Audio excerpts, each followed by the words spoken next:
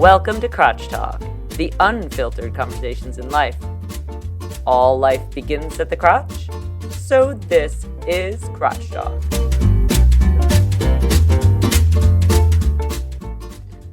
We're still testing, but this will be, well, so we gotta... That's really quite interesting. It sounds like you're in a dungeon. Ready? Let's just drink. Welcome to the show. We're so excited to have you.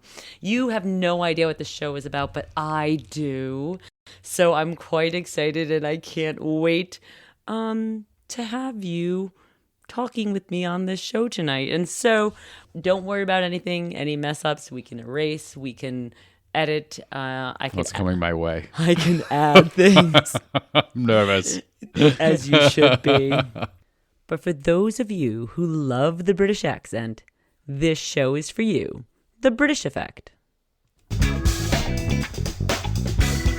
That sounds like I'm in porn. I meant to hit the clapping one, but you know, as our first few episodes evolve, it's going to take a little time to make it quite right. But anyway, so this is about your lovely British accent. Welcome to the show, Antony. It's a pleasure to have you.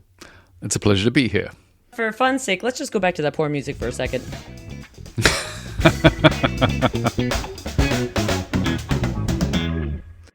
On second thought, that might just be perfect for you. And so, how often do you get comments on your accent?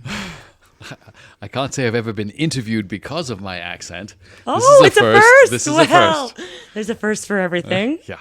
Well, people ask me where I'm from all the time, so that's almost a daily thing.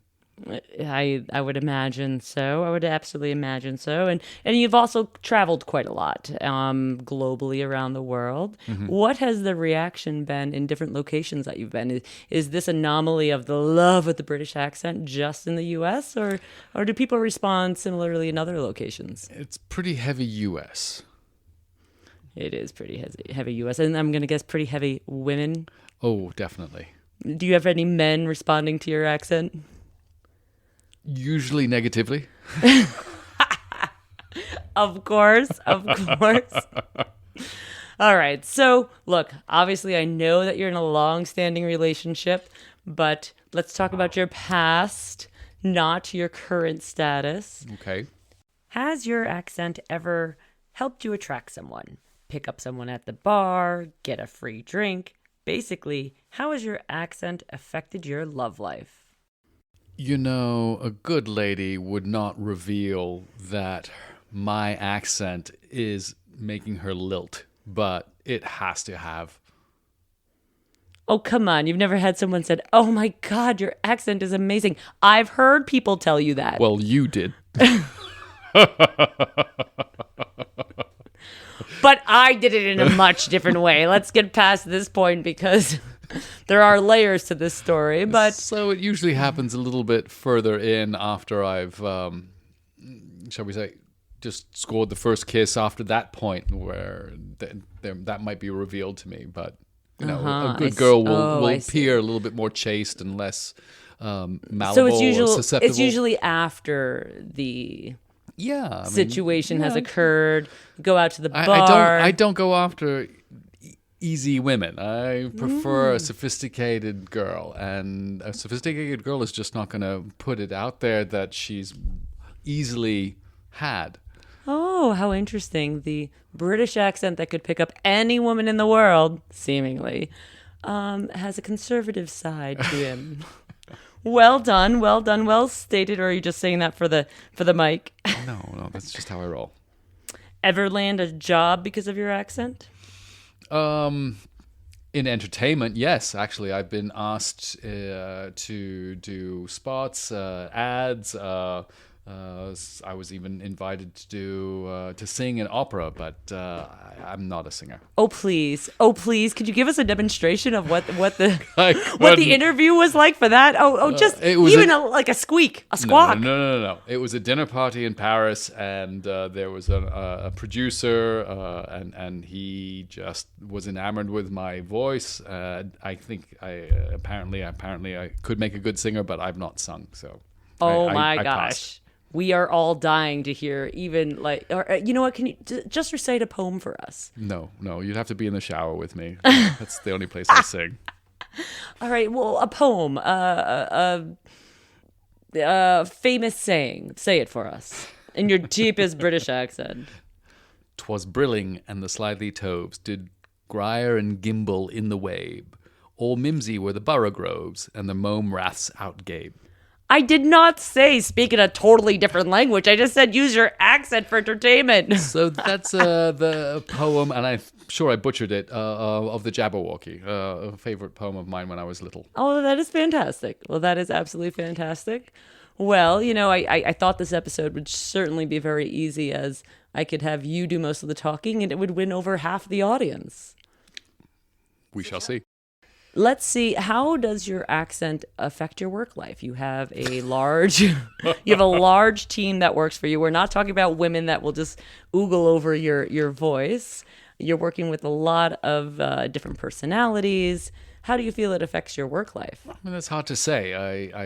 I'm leading a team, and so they have to defer to my direction.